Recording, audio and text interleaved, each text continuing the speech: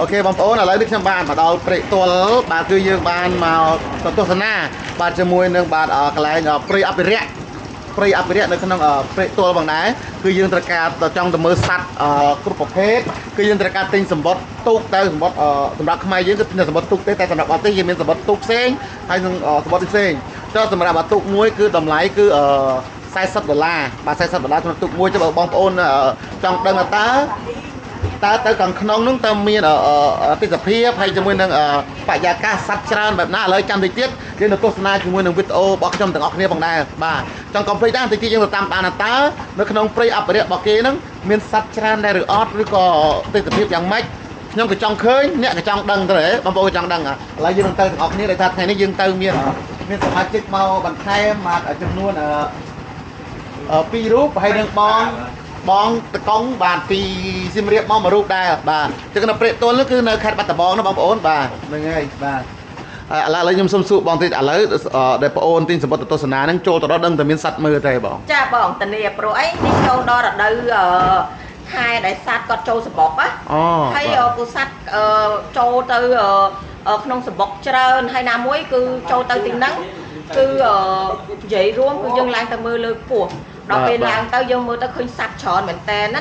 តែគាត់ខាងនាងខ្ញុំនេះបើសិនជាអត់មានភ្ញៀវក៏ប្រាប់អីអត់មានសัตว์ចឹងហ៎បងបាទក៏ប្រាប់ភ្ញៀវថាអត់មានដែរព្រោះអីវាមានតាមរដូវព្រោះអីភ្ញៀវដែលគាត់ចុះមកលេងនៅទីនេះក៏គឺអត់ដឹងថាមានរដូវពេលណាមានសัตว์ពេលណាដែលអត់មានសัตว์ណាបងណាតែចាប់ពីខែ10ដល់ខែ11ឡើងទៅបងគឺធានាសัตว์ច្រើនមែនតើច្រើនអូខេហើយខែ11នេះនឹងភ្ញៀវគាត់ចុះមកក៏ច្រើនដែរដោយសារអីគឺគេដឹងថាគឺខែរដូវសัตว์បាទអរគុណបងចាអូខេបងប្អូនឥឡូវបានដឹងហើយសម្រាប់បងប្អូនដែលចង់មកទស្សនាជាមួយនឹងសัตว์បាត់នៅក្នុងព្រែកទាល់អញ្ចឹងហ៎បងភូមិព្រែកទាល់ហ្នឹងគឺអាចមកបានដោយបងស្រីក៏ជម្រាបចឹងគឺមកគឺមានរដូវរបស់គេហើយសម្រាប់រដូវនេះក៏គិតធានាថាទៅដឹងតែមានសัตว์មើលហ្មងបាទបងមានបើសិនជាទៅអត់មានសัตว์មើលខ្ញុំមកព្រោះខ្ញុំមុខដូចសัตว์ហើយណានៅឯងបាទឯងបងឈួតម្ដងទៀតចុះបើយើងស្រឡាញ់គ្នាឯងទៅនៅនឹងរណាអូយទៅគ្នាអវ៉ាទៅណាច្រើនណាស់បងប្អូនច្រើនណាស់ Hello good morning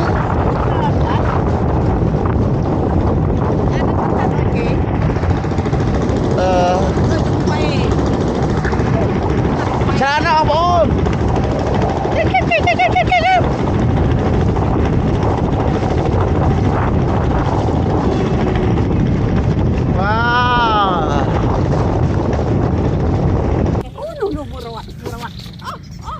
អូនសត្វស្វាបងប្អូនបាទបងប្អូននោះបងប្អូននោះហៅទៅនោះបងប្អូននោះអូទៅលើបងប្អូននៅលើស្វាព្រៃបងប្អូនណា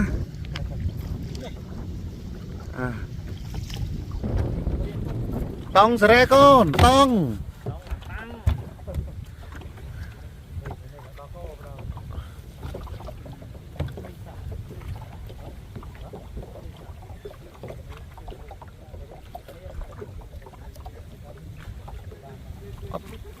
មានសត្វ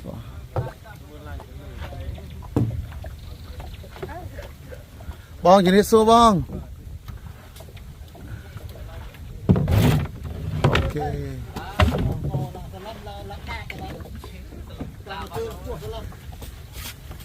អូខេបងប្អូនឥឡូវយើងមកដល់កន្លែងហើយឥឡូវយើងឡើងមើលបាទហើយបងគាត់នៅអភិរក្សនៅទីនេះផ្ទាល់សម្រាប់បងប្រុសអូខេហើយនេះចន្ទដៃយើងត្រូវឡើងទៅមើលបងប្អូនយើងអាចឡើងទៅបងស្ពីផងបងចុះអូខេគឺយើងឡើងទៅបែបនេះឃើញមួយហើយមកបានរួចអូខេបងប្អូនគឺឡើងទៅបែបនេះ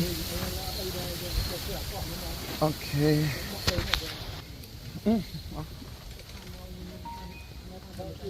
អូវ៉ាវ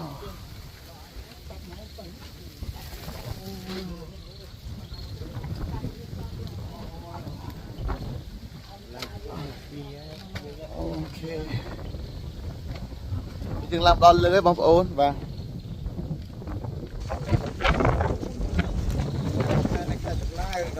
tôi thấy kinh spa tiền mày được spa mình mấy kinh spa là cái hơn bóng có đã kinh spa đấy này phụ nhóm om một khơi nhóm phụ nhóm lo chẳng kia chờ cái sát rẻ thở ok bóng ổn một đó có cái mơ bạn biết bóng ổn và mất khơi nhá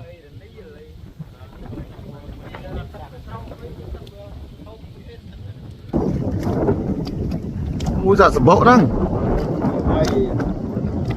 cái sập bốc về cà phô em mới này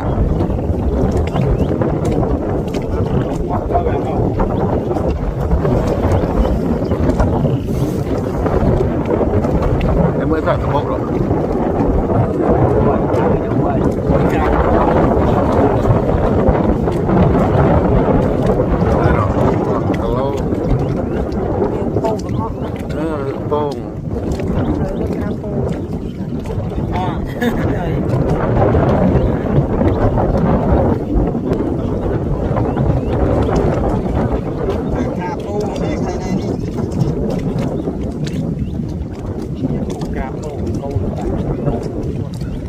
chấp côn mà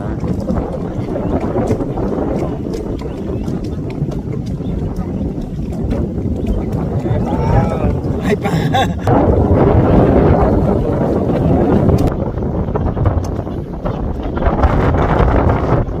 nó là crom thật là bụng ai tôi ơi bước mau ra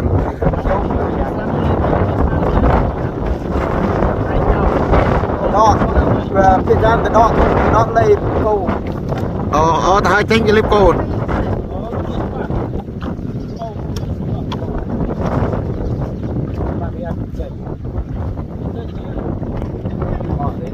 anh cô nó chạy cái nắp cô nó cái nè cái nè anh mới còn khơi nó này gì trong rồi này trong là lớp mưa là lớp ôi chúng mày anh mới vẫn khơi chứ anh sợ chặt thế hả nên là xôm nó thoát tận à ê men côn để thông rồi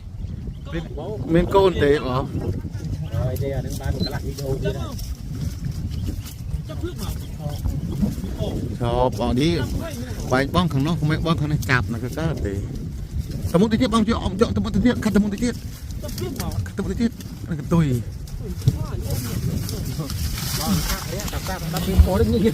chọc con mà anh cầm bắt mà rôi nhau mày chọc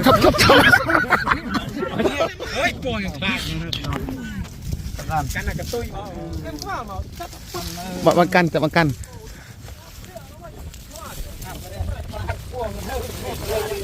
Bapak cerita ke bawah cepat. Kot. Vài sẽ tới nó săn mơ nhưng Thôi. chẳng không buồn săn mơ. Chẳng uổng là thong một khả năng thong. Yai mồ hôi. Thong.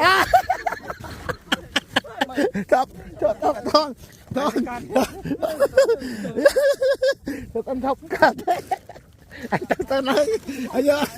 Cứ chà các bạn rồi anh. Nó chui chăm quật thế nào. Lươn. Vì hay ta cắt thong cho với khăm tay một đây rồi. Ở về khăm chưa sân.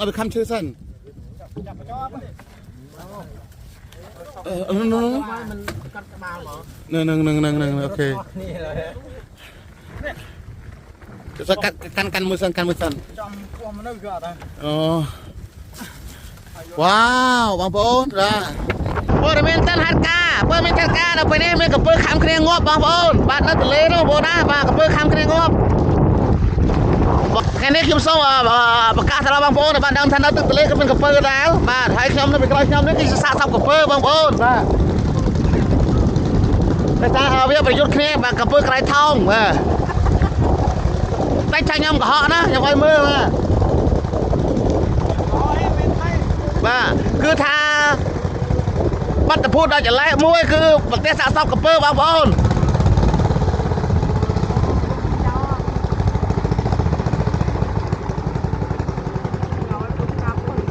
ឥឡូវបងប្អូនបាទនៅពីក្រោយខ្ញុំនេះគឺជាសាកសពកំពើគួរអនុញ្ញាតធម៌មួយផងដែរបងប្អូនបាទខ្ញុំអត់កុហកទេព័ត៌មានខ្ញុំចូលតែព័ត៌មានពិតបាទ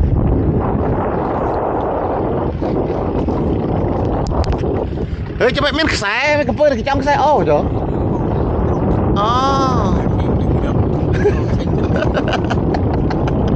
អូបងប្អូនបាទនេះគឺជាសាកសពកំពើបាទគួរឲ្យអនុញ្ញាតធម៌ណាបងប្អូនបាទនេះគឺជាសាកសពកំពើបងប្អូនណាបំណងសួររកសាច់ញាតិសាកសពកំពើបាទបងប្អូនបាទនេះគឺជាព័ត៌មានពិតៗដល់ពីក្រោយខ្ញុំគឺសាកសពកំពើបងប្អូនបាទបងប្អូនមើលច្បាស់ណាបាទជាសាកសពកំពើមែនកំពើពិតប្រកបមែនបងប្អូនហើយមានក្លិនទៀតស្អីណាបាទទៀតតែកាច់ក្លំកំពើជើណាមែនទេបងប្អូនគឺកំពើមែនទេនិយាយមកដល់50ម៉ឺនគឹបក៏មិនទៅរស់ទៅគឺអាចែ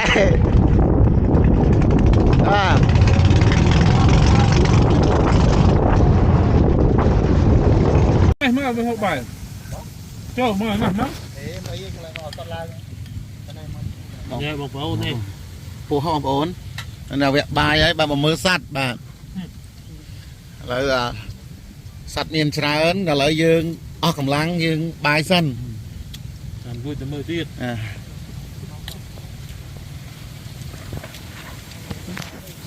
សត្វអីរត់ឡើងឧបដោអាចែកនៅស៊ីនដោកដោយីនៅណាមកកដោនេះកិនចាំហ៎គាត់ចាំហ៎វាទៅមកយូរវាអូ